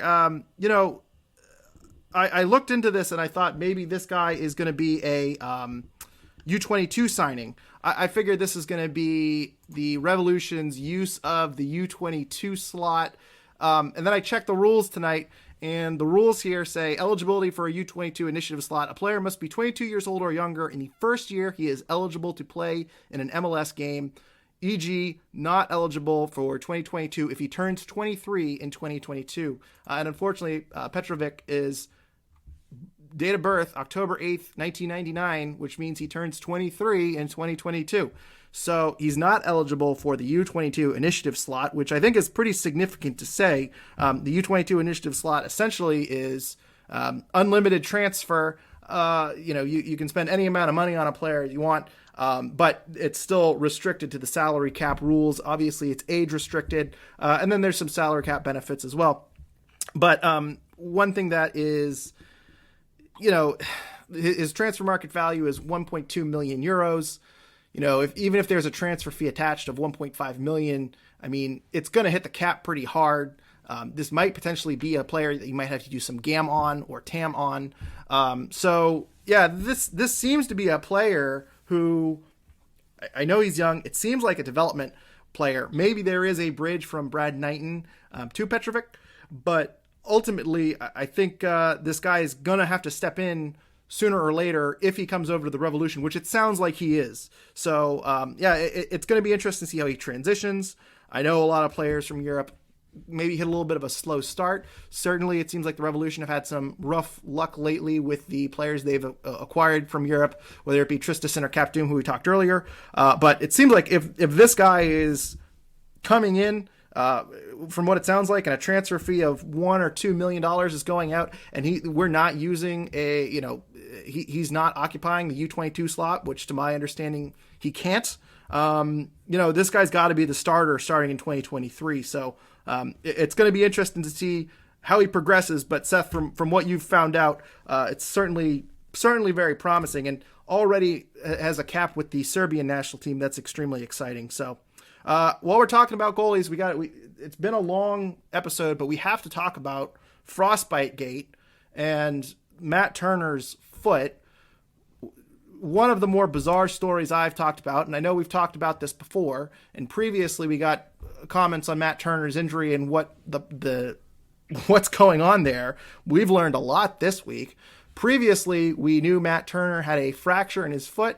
Tom Quinlan reported that. A few other people reported that he had a break or fracture in his right foot. We all assumed that was the injury. End of story. There were rumors about it being frostbite. That was pushed back by Greg Berhalter, who said the injury has nothing to do with frostbite. Well, there wasn't one injury to his feet, it turns out. It turns like there were two injuries to his feet. Matt Turner spoke to WBZ when he was asked about his injury, and he said, I had some frozen tissue in my foot. I was out of training for 3 or 4 days. Then I trained one day. I played in a friendly against LAFC, and then I hurt my foot.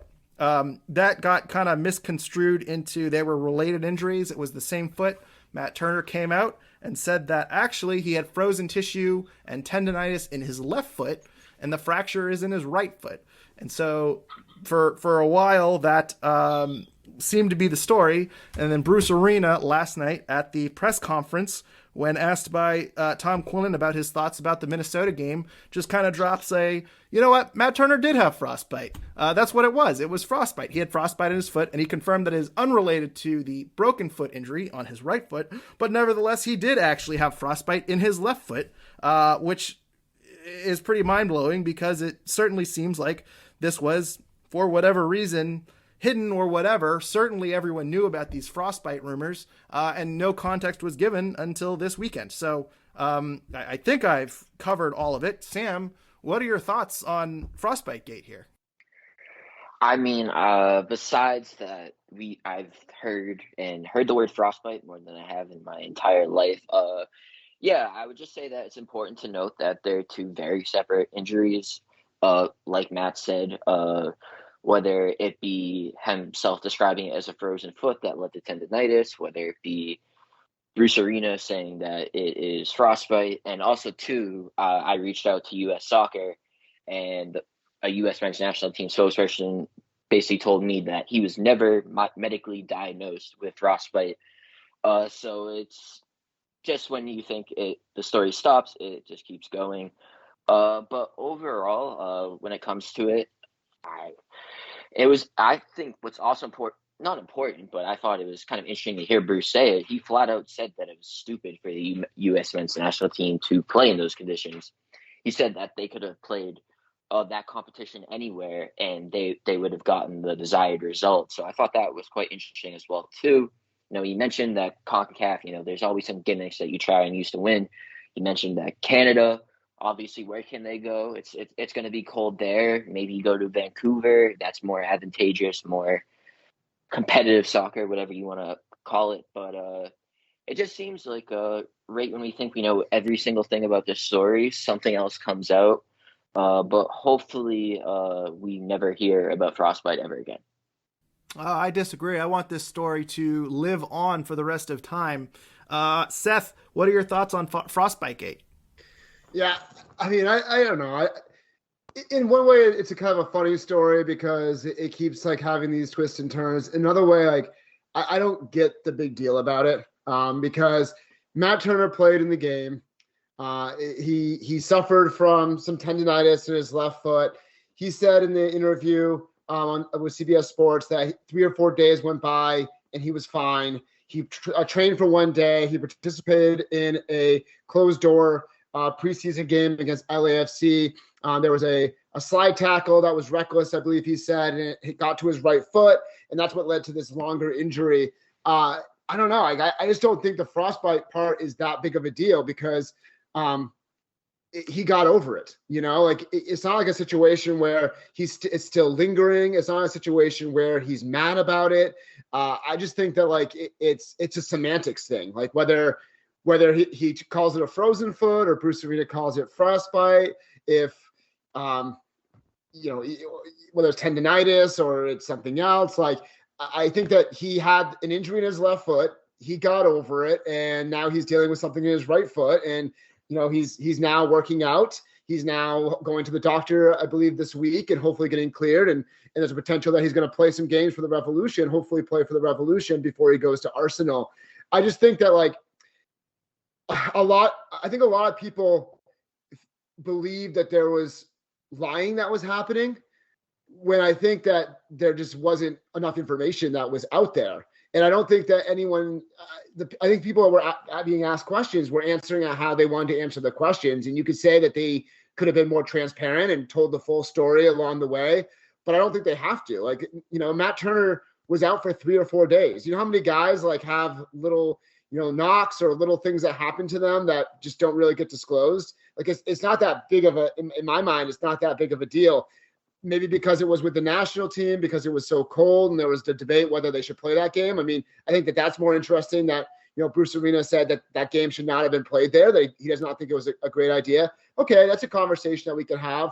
But the fact that, like, Matt Turner's foot, he was unable to play for 3 or 4 days, I don't know. To me, it's not a big issue because I'm sure if you ask Matt, he'd say he'd do it again, that he would represent his country and play in Minnesota. And I from everything we know, there's no long-term effects, right? So it's just that he had to take a few days off before training. And unfortunately, there was this second injury that, like, compounds, and all of a sudden people are like, making put together random things and not, like, looking for the full story.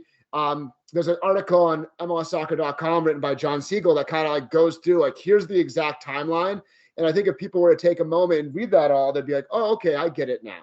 It wasn't, I think, I'm not sure exactly the question that Greg Berhalter was asked, but he wasn't saying that. He was answering, like, what the injury was at the time that was keeping him out, I believe. And that injury was not frostbite, right? So he wasn't like, it's not like he's hiding that situation.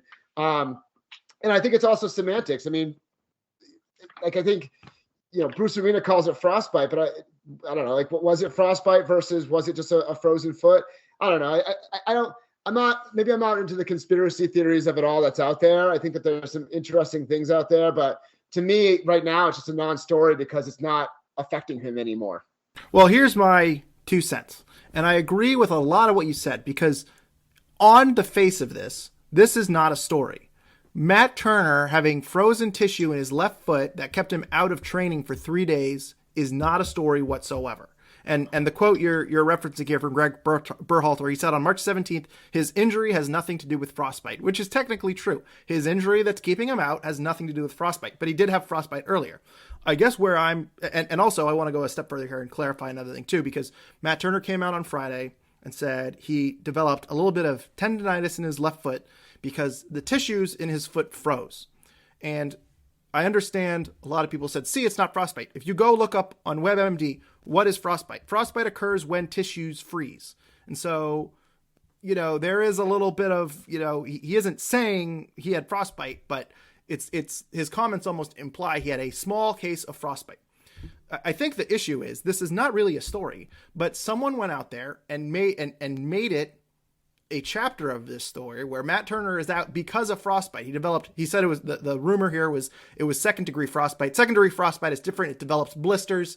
It's a more severe case of frostbite, whereas Matt Turner had really first degree frostbite, if frostbite at all. So, and I have spent a lot of time on WebMD, as you could tell, but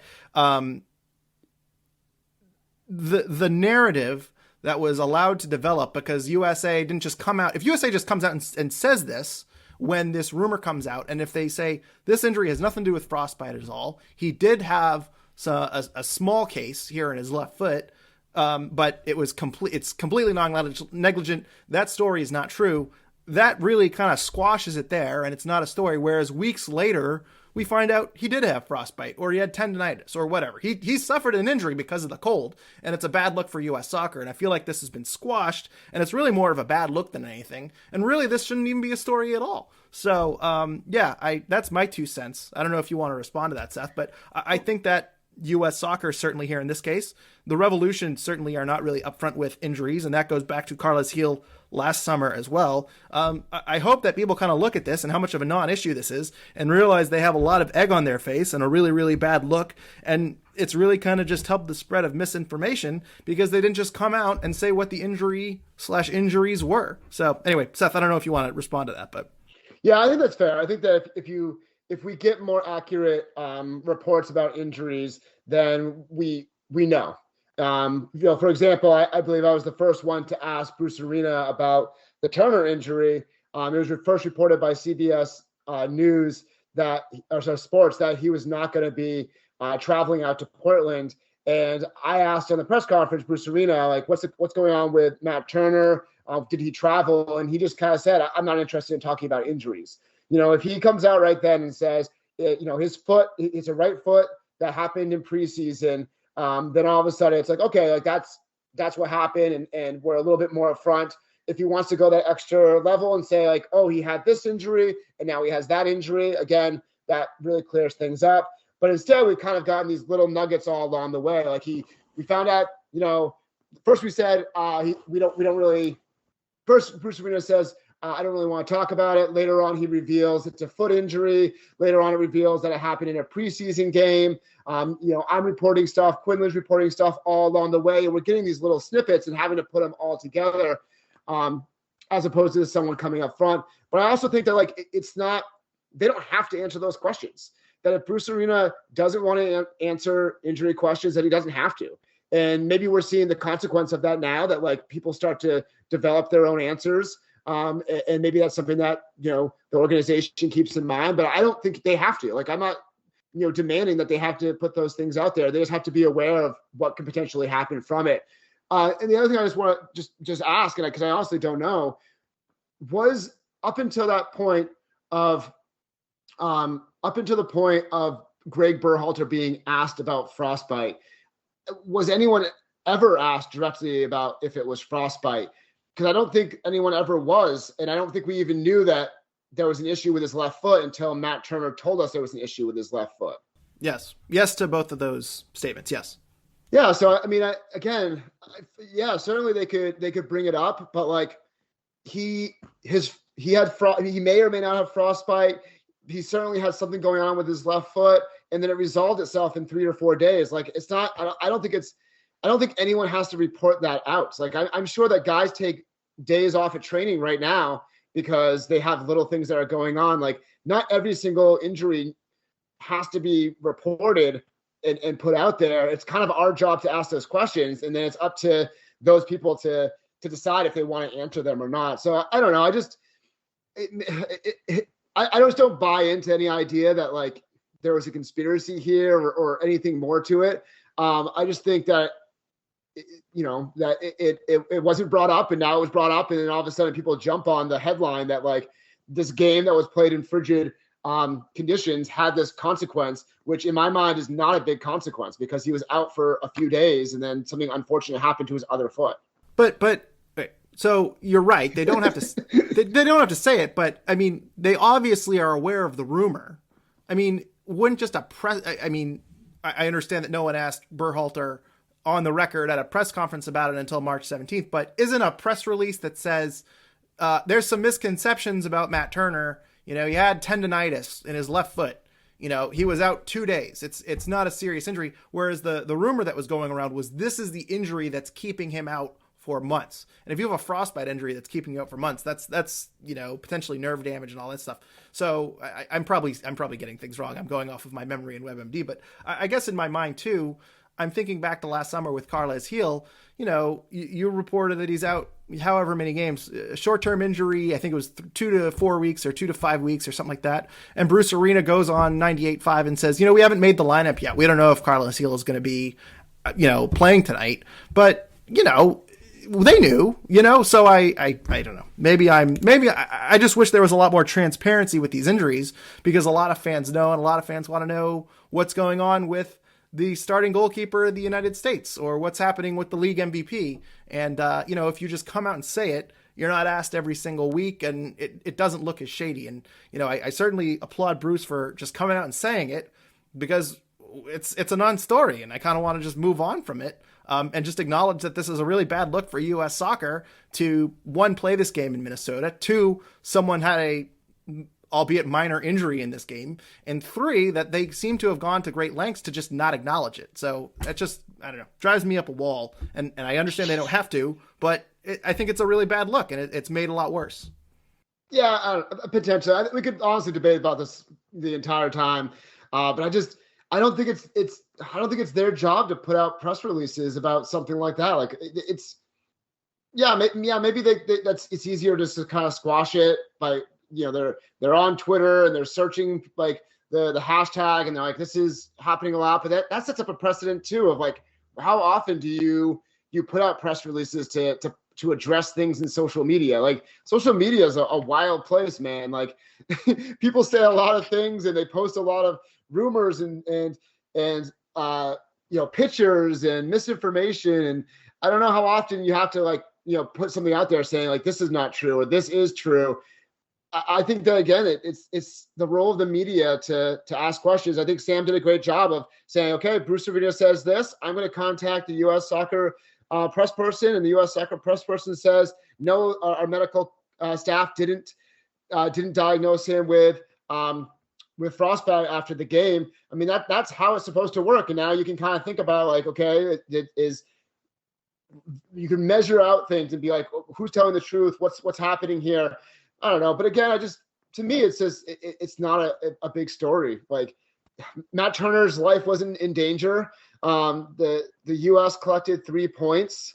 Maybe you can argue that this information is kept in mind for future games, whether you play in certain locations or postpone if the conditions are harsh. But I just think that, having said that, having like spoken about it for 15 minutes now, I just view it as like a non-starter. Like it's just a fun headline that people like to see.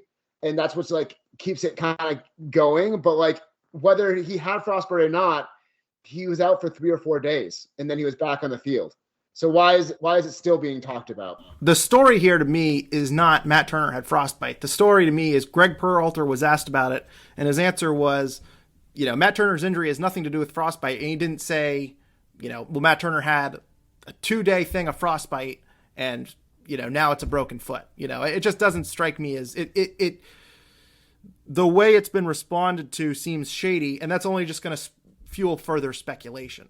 So I guess that's feeding into social media, rumors, and all that. And it's hard to tell what the truth is because Matt Turner is saying he had tendinitis, Bruce Arena is saying he had frostbite, and the United States is saying they didn't diagnose him with either. Last thing I'll say here, and because I imagine we're probably, we're getting pretty high up here on the minute count here. I don't know if you want to put out a separate frostbite only podcast for our Patreon subscribers. Maybe we can go for another hour on this.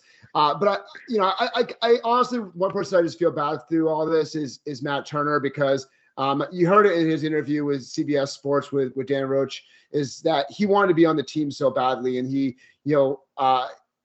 wanted to play every single game for this team. He wanted to be in front of the team, his teammates. He wanted to be in front of the fans. Like he wanted to leave this club on a high note, and he wasn't able to.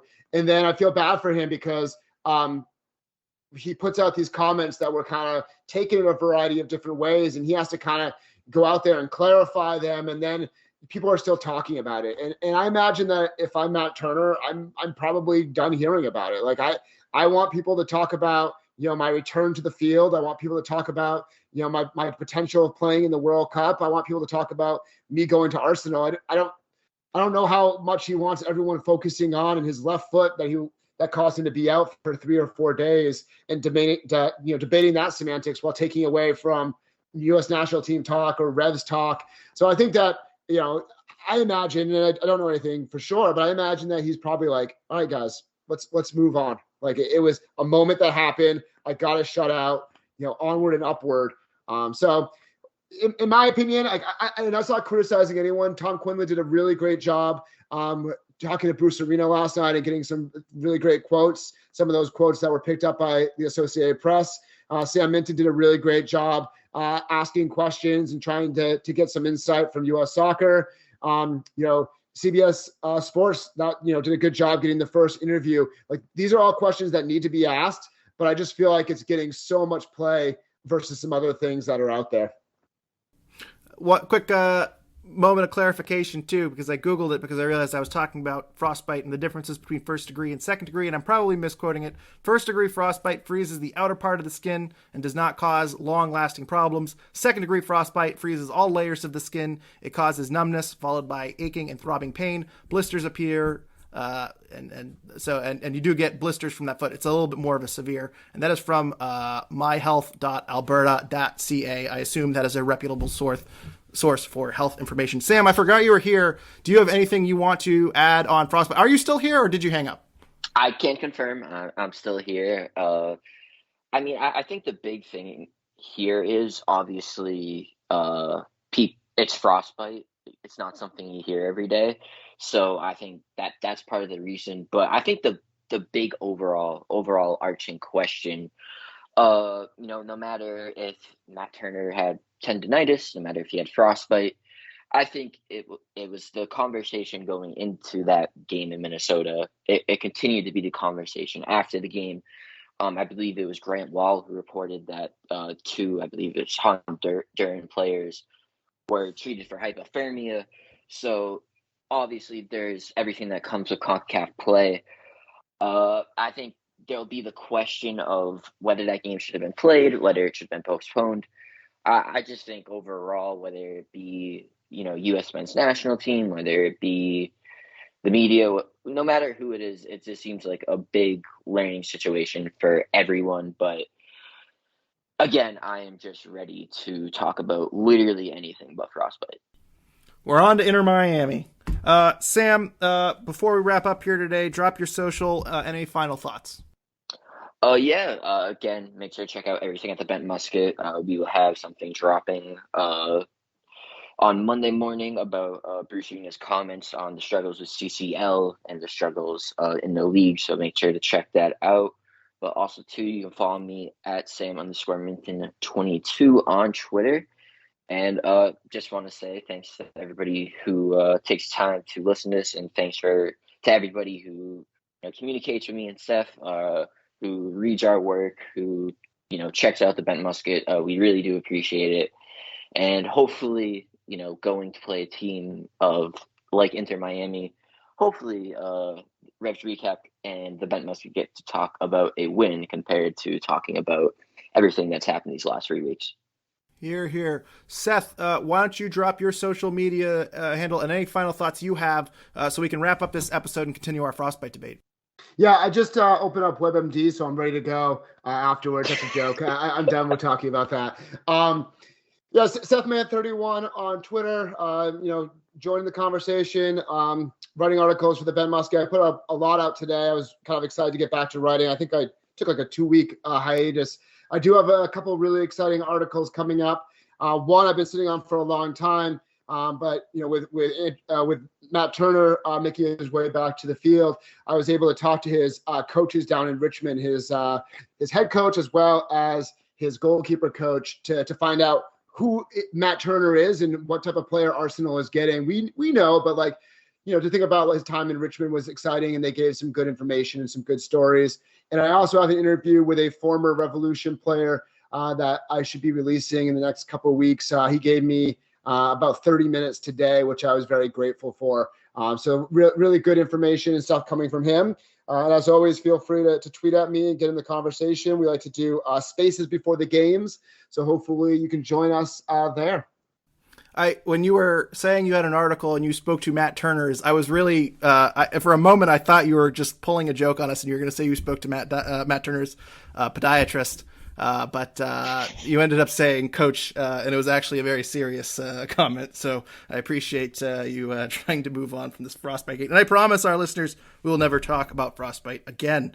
But you can read a previous article on the Bent Musket that I posted earlier this week. If you did not hear my interview with Nico Calabria of the U.S. amputee soccer team, the New England Revolution amputee soccer team, if you don't have the time to go back and listen to that interview, I posted some key quotes in the story about how the team came about, and they are fundraising for the 2022 Amputee World Cup. And so there's a lot of information in there about how you can help and how you can donate. So please take a moment and read that article. I would appreciate it if you went back and listened to the full interview. It was very powerful. I really appreciate Nico coming on the podcast and speaking with us and telling us the story of the amputee soccer team. So, and hopefully if you went to the Revolution game, you stayed in your seats for halftime. I heard they put on a show. So that about does it for us. You can follow us on Twitter at Revolution Recap and follow our Revolution Recap Instagram and Facebook pages. Be sure to follow the Bent Musket on Twitter at the Bent Musket and follow their work online at www.thebentmusket.com for year-round coverage. And please also be sure to check out our sponsor Golasso Kits and use our promo code RevsRecap for 15% off your order.